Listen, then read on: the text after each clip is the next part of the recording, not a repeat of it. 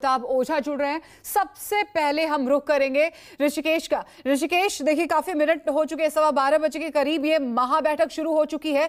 क्या कुछ खबर निकलकर सामने आ रही है अंदर खाने से? क्या महसूस किया जा रहा है कि 2024 को लेकर महागठबंधन का स्वरूप काफी हद तक क्लियर हो जाएगा, संरचनाएं क्लियर हो जाएंगी?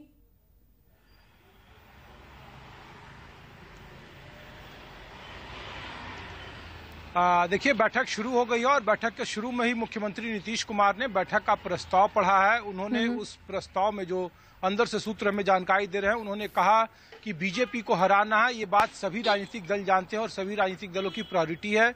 बीजेपी को कैसे रोकना है 2024 में, इसके लिए हमको मिलजुल कर बैठकर बात करनी होगी। आगे हमको इसमें और भी बहुत बड़ी लड़ाई लड़नी है, लिहाजा सब लोगों को खुले दिल से इस पर बात करनी चाहिए।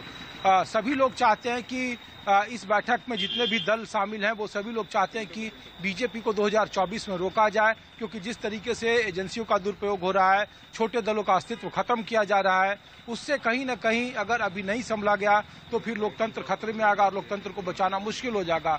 ये नीतीश कुमार ने अभी प्रस्ताव रखा है। अब मल्लिकार्जुन खड़गे उस बैठक में बोल रहे हैं, कांग्रेस के राष्ट्रीय अध्यक्ष, और फिर बारी बारी से जो अलग अलग राजनीतिक दल के नेता हैं वो अपनी बातों को रखेंगे।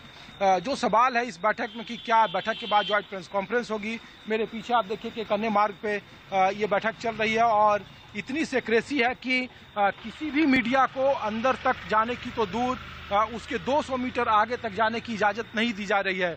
इसका मतलब साफ है कि सरकार नहीं चाहती है कि ऐसी कोई चीजें निकले इस बैठक से जो उनके लिए राजनीतिक मुश्किल खड़ा कर दे। खास करके देखिए, नीतीश कुमार राहुल गांधी को लेने खुद एयरपोर्ट जा रहे हैं, उनकी मेजबानी कर रहे हैं। अखिलेश यादव यहाँ पहुंचे हुए हैं। ममता बनर्जी कह रही है कि वो खुले दिल से इस बैठक में आई हैं और जो भी परिवार का निर्णय होगा वो उन्हें मान्य है। सभी दल चाहते हैं कि बीजेपी के खिलाफ एकजुट रहें, लेकिन इस विपक्षी एकता में अगर कोई बाधा होती है तो उसका ठीकरा उस राजनीतिक दल पर न पड़े, ये भी तमाम राजनीतिक दलों की कोशिश है। इसलिए आप कांग्रेस हो, ममता हो, अरविंद केजरीवाल हो, सीपीआई हो, सीपीएम हो, जितने भी बड़ी छोटी पार्टियां हैं, आरजेडी हो, सब लोग चाहते हैं कि बीजेपी के खिलाफ लड़ा जाए, लेकिन अपने क्षेत्रीय मंसूबों को लेकर, क्षेत्रीय प्रतिद्वंदिता को लेकर कहीं ऐसा न हो कि विपक्षी एकता इनकी वजह से टूट गई, और ये सभी राजनीतिक दल जानते हैं। इसलिए देखिए, जब जेडीयू से पूछा गया कि या फिर ममता से पूछा गया तो उन्होंने बोला कि पीडीए का फॉर्मूला क्या है, जो पिछड़ा, दलित और अल्पसंख्यक है, यही तो सब लोग चाहते हैं बीजेपी के खिलाफ। जो 40 के मुकाबले जो 60% वोट है जो बीजेपी के खिलाफ है, उसको कैसे एकजुट किया जाए, विपक्षी वोटरों को कैसे एक साथ रखा जाए, इस पे ये चर्चा होनी है।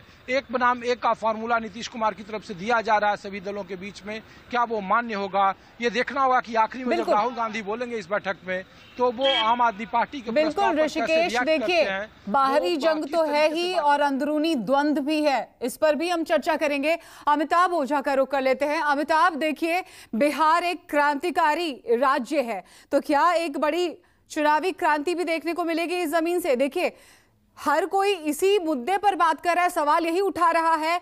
15 दल मिल रहे हैं, दिल मिलना अलग बात है, सबकी अपनी अलग आकांक्षाएं हैं, इच्छा है, जरूरत है, चाहत है, तो कैसे इन तमाम जरूरतों को, चाहतों को सबको साधने की कोशिश होगी, सबको साथ लेने की कोशिश होगी? यह अपने आप में बहुत बड़ी चुनौती है।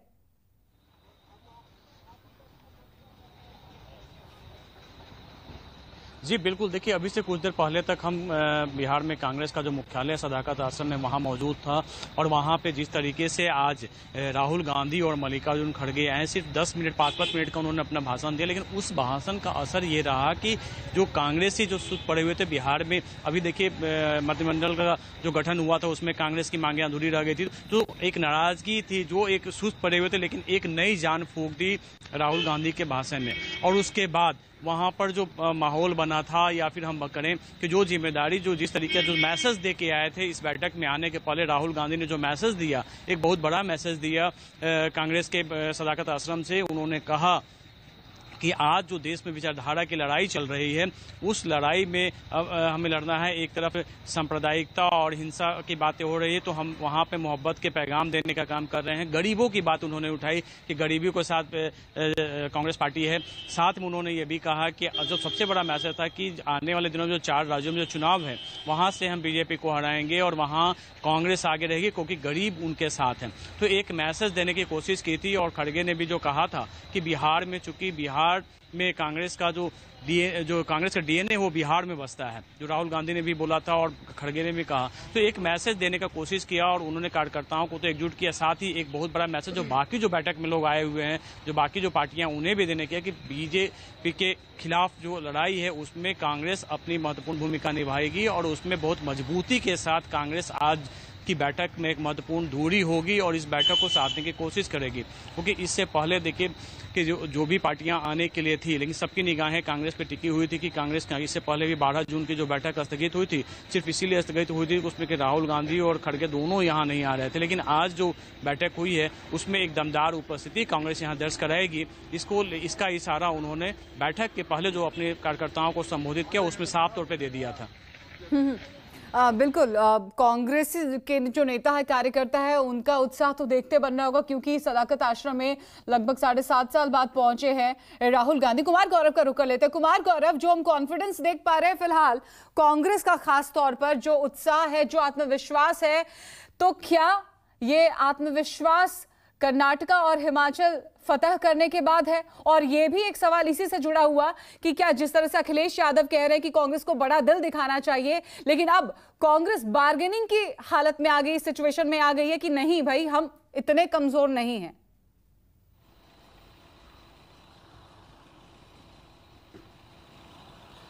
देखिए, जाहिर तौर पे अब चुनाव और खासकर ये गठबंधन जो होता है वो चुनावी अंकगणित का हिस्सा होता है।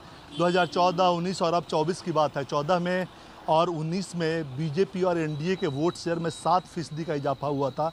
यूपीए के वोट शेयर में 14 के मुकाबले 19 में 4% का इजाफा हुआ था। बाकी अन्य के पास ही था। तो जाहिर सी बात है, ये जो बैठक में तमाम लोग जुटे हैं, इसमें कई सारे अन्य भी हैं जिनका अच्छा खासा वोट अपने रीजनल जिस राज्यों से वो आते हैं वहाँ है, उनको एक साथ यूपीए के वोट के साथ जोड़ने की ये कवायद है। जाहिर सी बात है, इसमें कोई दो राय नहीं है कि हिमाचल प्रदेश और कर्नाटक में कांग्रेस की जीत के बाद, जबकि बीजेपी ने पूरी ताकत वहाँ लगाई थी, उसके सबसे बड़े चेहरे प्रधानमंत्री मोदी ने भी पूरी ताकत लगाई थी, उसके बावजूद दोनों राज्यों में कांग्रेस ने किला फतह किया। उसके बाद वो भी, उसके कार्यकर्ता भी जोश में है। लेकिन हाँ, इस बैठक में आकर जरूर कांग्रेस ये दिखाया, चूंकि छोटी पार्टी के नेता के द्वारा ये बैठक बुलाया गया है, क्योंकि बिहार में भी तीसरे नंबर की पार्टी है, नीतीश कुमार की पार्टी, उन्होंने इस बैठक को आहूत किया है। जाहिर सी बात है, यहाँ कांग्रेस पार्टी के दोनों प्रमुख नेता पहुंचे हैं, तो एक मैसेज जरूर है कि वो सैक्रिफाई करने को तैयार है। यानी कि मोदी के खिलाफ गठबंधन अगर बनाना है तो वो सैक्रिफाई के लिए तैयार है। वो अपना खुद का नुकसान सहने को तैयार है, लेकिन सबों को साथ लाने के प्रयास में वो भी